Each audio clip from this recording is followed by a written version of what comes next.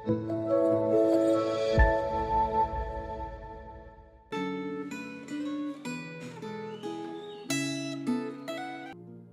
saudara.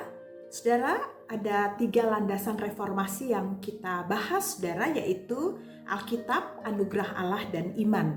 Hari ini saudara kita merenungkan iman sebagai landasan reformasi. Saudara, kita merenungkan dari Ibrani 11 ayat 1 sampai 6 terkait iman sebagai landasan reformasi ini. Yang pertama, saudara, ayat pertama, iman adalah dasar dari segala sesuatu yang kita harapkan dan bukti dari segala sesuatu yang tidak kita lihat. Sebab oleh imanlah telah diberikan kesaksian kepada nenek moyang kita. Karena iman kita mengerti bahwa alam semesta telah dijadikan oleh firman Allah, sehingga apa yang kita lihat telah terjadi dari apa yang tidak kita lihat. Ayat 4, karena iman, Habel telah mempersembahkan kepada Allah korban yang lebih baik daripada korban Kain. Dengan jalan itu, ia memperoleh kesaksian kepadanya bahwa ia benar. Karena Allah berkenan akan persembahannya itu, dan karena iman, ia masih berbicara sesudah ia mati. Karena iman, Henokh terangkat supaya ia tidak mengalami kematian dan ia tidak ditemukan karena Allah telah mengangkatnya. Sebab sebelum ia terangkat, ia memperoleh kesaksian bahwa ia berkenan kepada Allah. Tetapi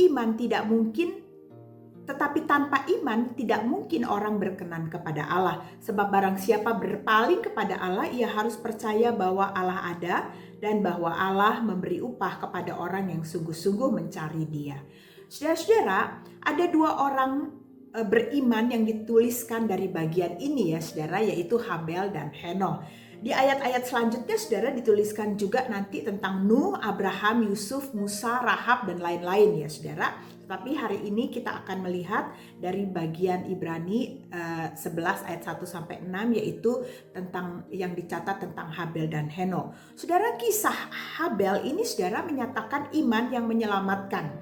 Allah menyelamatkan bukan karena persembahan atau perilaku agama atau perilaku moral Habel, namun karena Allah berkenan pada Habel dan membenarkan Habel. Apakah persembahan Habel itu yang menyebabkan Habel dipilih dan diperkenan Allah, saudara? Sama sekali tidak. Allah telah berkenan pada Habel sehingga persembahannya diterima oleh Allah. Persembahan Habel disebut sebagai persembahan yang lebih baik karena Habel telah mengenal Allah, telah dikenal oleh Allah, telah diperkenan oleh Allah. Habel bahkan disebutkan tetap hidup atau dapat berbicara meski Habel sudah mati. Demikian juga saudara dengan orang beriman yang kedua, yaitu Henokh. Saudara, Allah berkenan kepada Henokh sehingga Henokh mengenal Allah dan hidup intim dengan Allah. Bukan karena perbuatan baik Henokh, bukan karena ia hidup berjalan dengan Allah atau intim dengan Allah, maka ia berkenan dan mengalami kematian atau pengangkatan yang unik dari Allah, saudara.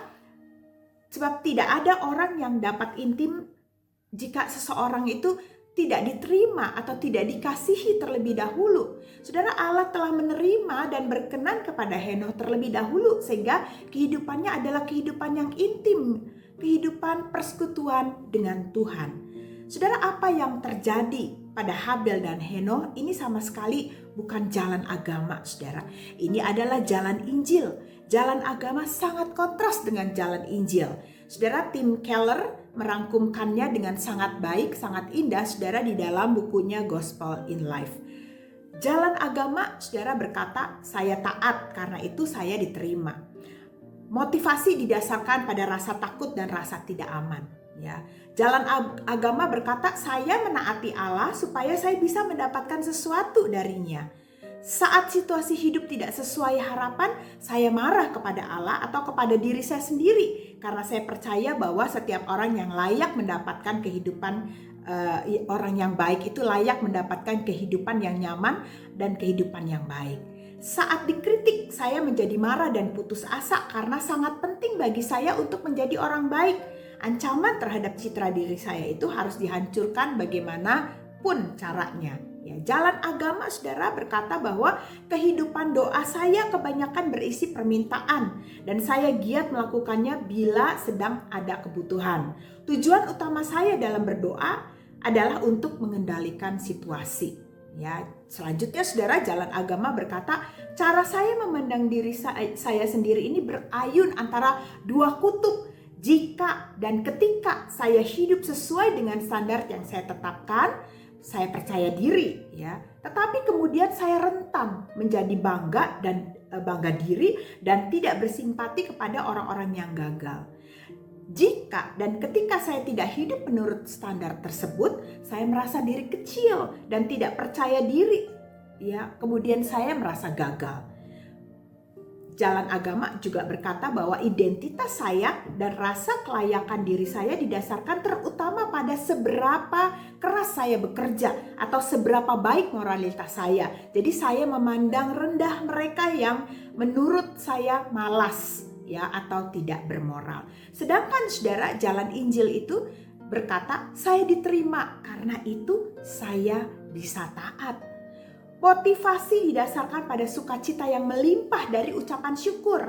Jalan Injil, saudara, berkata, saya menaati Allah untuk mendapatkannya, untuk menikmatinya dan hidup serupa dengannya. Saat situasi hidup tidak sesuai harapan saya, ya, saya bergumul, tapi saya tahu bahwa semua hukuman saya sudah ditanggung oleh Allah, oleh Yesus. Dan sekalipun Allah mengizinkan saya melewati kesulitan untuk melatih saya, itu untuk melatih saya, ya. Walaupun saya sulit, itu untuk melatih saya. Dia akan menyatakan kasih-Nya sebagai Bapa di tengah kesulitan yang saya hadapi. Jalan Injil itu berkata, saya dikritik, saya bergumul, tapi bagi saya bukanlah sesuatu yang esensial untuk menjadi orang baik. Identitas saya tidak dibangun berdasarkan rekam jejak saya atau performa saya, tapi berdasarkan kasih Allah untuk saya di dalam Kristus. Kehidupan doa saya berisi banyak pujian dan penyembahan kepada Tuhan. Tujuan utama saya di dalam berdoa adalah persekutuan dengan Tuhan. Jalan Injil juga berkata, saudara, bahwa cara saya memandang diri saya tidak didasarkan pada pencapaian moral saya. Dalam Kristus saya adalah simul justus et peccator, ya, artinya terus-menerus berdosa dan terhilang, tapi saya diterima di dalam Kristus. Saya sangat berdosa hingga Yesus harus mati untuk saya. Tapi saya sangat dikasihi hingga Yesus rela mati untuk saya. Hal ini membuat saya merasa sangat kecil, tapi pada saat yang sama saya memiliki kepercayaan diri. Saudara, Injil berkata bahwa identitas dan rasa kelayakan diri saya, saudara, berpusat pada pribadi yang telah mati untuk saya. Saya diselamatkan sepenuhnya oleh anugerah. Jadi saya tidak bisa memandang rendah mereka yang percaya atau mempraktikkan sesuatu yang berbeda dari saya. Saya ada sebagaimana sekarang karena semata-mata oleh kasih karunia. Saudara, agama menegaskan bahwa meski manusia tidak sempurna, tapi bisa mendapatkan perkenanan Allah dengan usaha mereka. Martin Luther berkata, saudara, bahwa sikap yang demikian itu tidak bisa diterima karena Tuhan telah berjanji untuk memberikan kasih karunia-Nya tanpa syarat.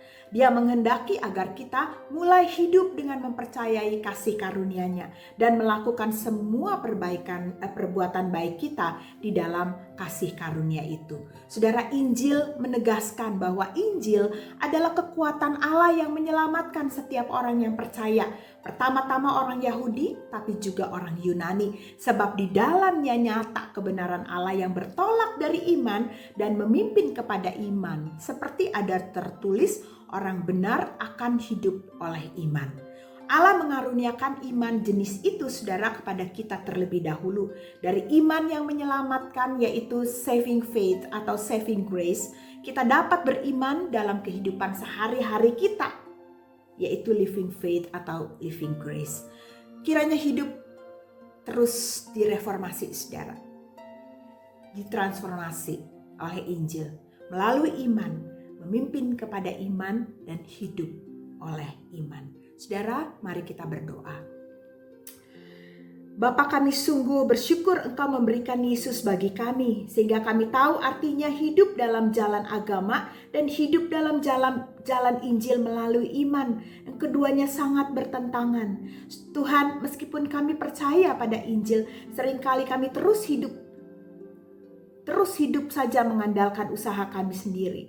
Ampuni kami Tuhan, bawa kami kembali kepada pertobatan hari demi hari. Ya Bapa, Engkau telah berjanji untuk memberikan kasih karunia-Mu tanpa syarat dan menghendaki agar kami mulai hidup dengan mempercayai kasih karunia-Mu dan melakukan semua perbuatan baik kami di dalam kasih karunia-Mu itu. Bantu kami ya Bapa, di dalam nama Tuhan Yesus, Juru Selamat kami berdoa. Amin. Tuhan memberkati saudara.